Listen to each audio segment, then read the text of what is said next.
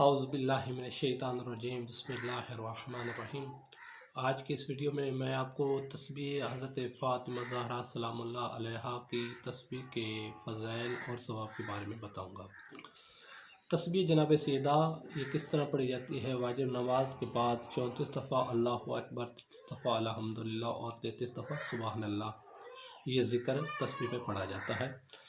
امام محمد باقر علیہ السلام فرماتے ہیں کہ یہ تسبیح جو ایک بار ہے لیکن پڑھی ایک بار جاتی ہے، لیکن ترازو اعمال میں یہ ہزار کے برابر ہے۔